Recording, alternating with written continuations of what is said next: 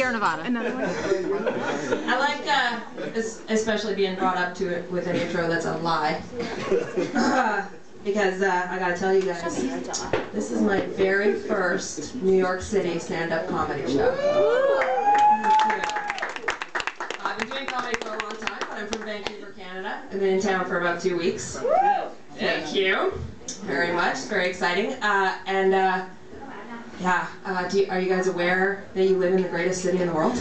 Pretty much. Yeah. Are you guys aware that if you tell any bartender in town you live in the greatest city in the world, you are drinking for free for the rest of the night? I figured that one out on the first day.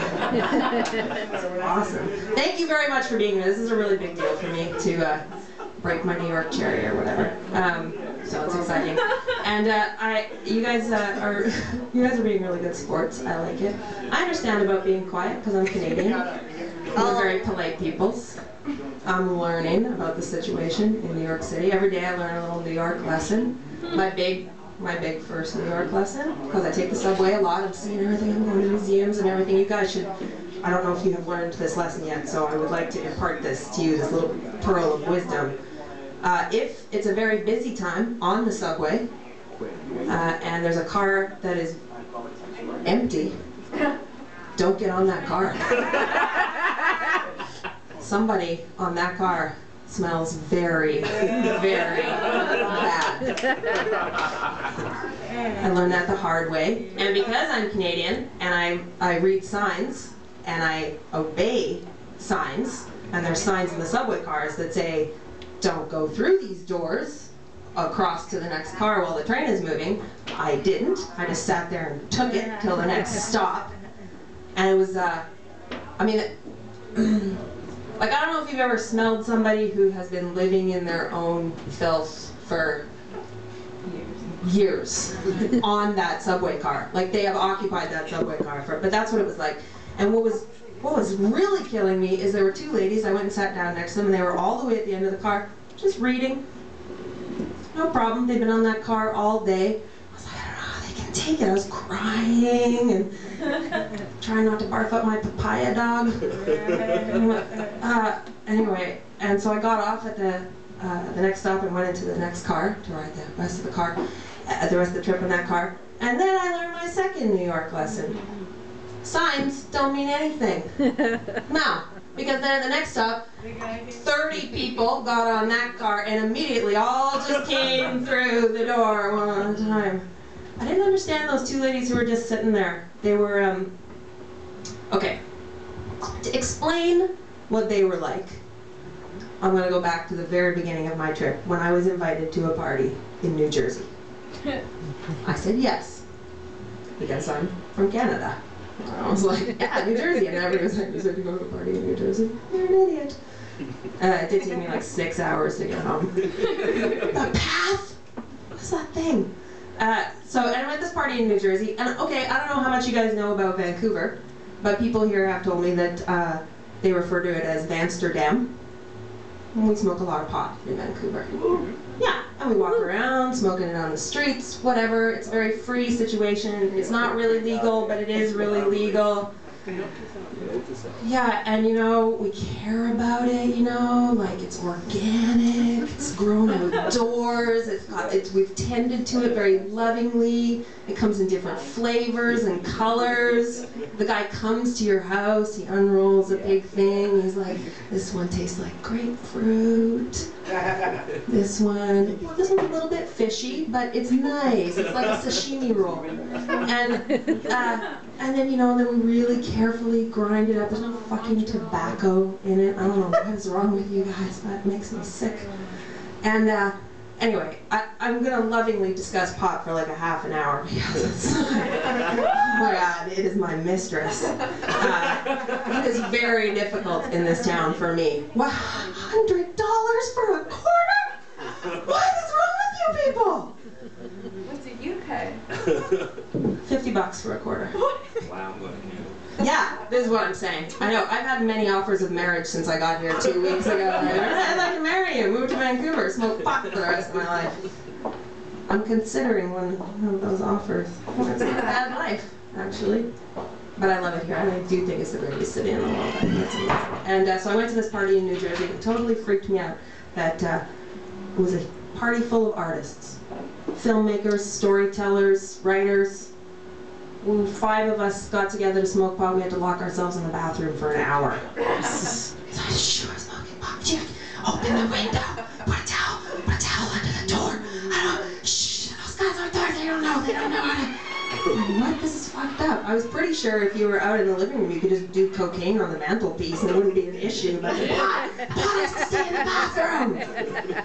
And anyway, so we sit in the bathroom for an hour and smoke pot, and they were all against it when I suggested we go into back to the party. No, I think we should stay in the bathroom for the rest of the party.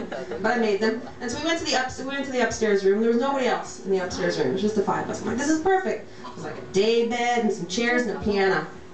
So we might start playing the piano, making up songs. We're singing songs. We're having a great time. We're being really loud. It's awesome. Nobody else is in there. We were first.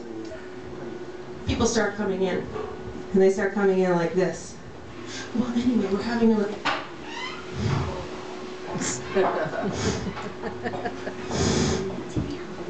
Oh, you guys are high.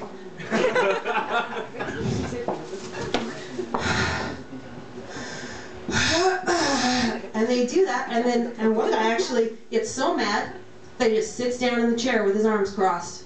This is a 3-story home in New Jersey with like 150 people at this party. There's a kitchen downstairs, there's buffet table, everything is going on. He needs to sit in the room and be angry with us.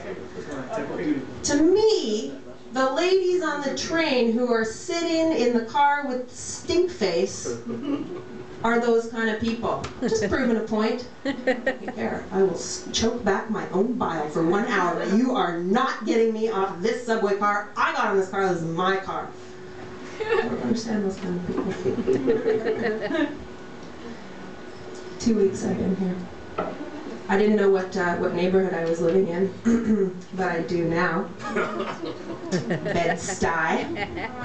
I was calling it Bedford-Stuyvesant, and that's not it, right?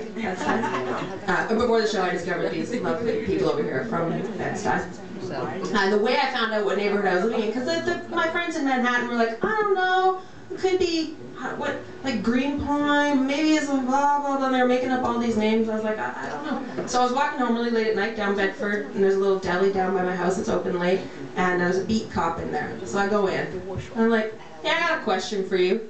He's like, yeah. And I just want you guys to know what made me so happy is on his name tag it said McSweeney. I don't know, you guys, New York is like every book you've ever read, every song you've ever heard, every movie you've ever seen, it's here, right? You come here, and maybe you've been here when you were a kid, when you were 6, you're like, I want to live there, like me. But you're here now as a grown-up, and it's everything. Everything in the whole world is here, including McSweeney, the beat cop in Bed-Stuy from Long Island. Okay? It's about this big. I go in there and start chatting them up. And I'm like, I'm from Canada. And he's like, oh, you're from Canada. You should know. Don't go down that side of Bedford. Like, that's why they brought us up here. They brought us up here because it's bad over there. A lot of college kids getting robbed and whatever. I was like, okay. And he's like, yeah. So they brought us up from the other side. I'm like, so that side of Bedford is bad, and that side of Bedford is bad.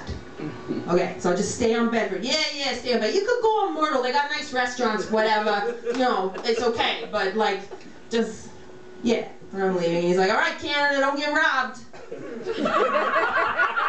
Hey, McSweeney. So then I was on the way here tonight. I got the light, but I want to finish the story really quickly. I was on the way here tonight. This is true. And I go into my subway stop, the Bedford North Strand subway stop. There is McSweeney. I haven't seen him in a couple of weeks. I'm McSweeney! He's with 3 other guys. He's like, hey, Canada, what's going on? One giant black guy and then 2 little white guys who didn't seem to care very much about what was happening. And then he's chatting me up. And he's like, what are you doing? I'm going to do a comedy show. Ah, you're a comedian! Oh, and then they're chatting, and he's giving me a hard time about my hoop earrings, not getting them caught on the gate or whatever. And I was like, don't get smart with me, McSweeney. And the guys are all laughing. And they go, hey. You're a comic? Yes. Yeah, I got a joke for you. Use this. Use this. That's why I love the cops here. Use this. All right. You can use this on tonight on stage. They call it Ovaltine, right? Yeah. Well, the little things are round, like the little crystals are round, and the bottle is round. They should call it Round Teen. And all the other cops fell over laughing, like, McSweeney, don't quit your day job, you asshole! I was like, I love New York City. I love it here. I love it so much. You guys have been very sweet. This is a nice little room, actually. I've played some rooms that are not as nice as this. Little punk rock comedy shows, you know. I was doing a set and the guy at the back of the room stood up and was like, hey, let's have a pussy eating contest! True story. We dated for like 6 months. Because he won. Thank you for breaking my New York One more time for Han, guys. Clap it up. Yeah.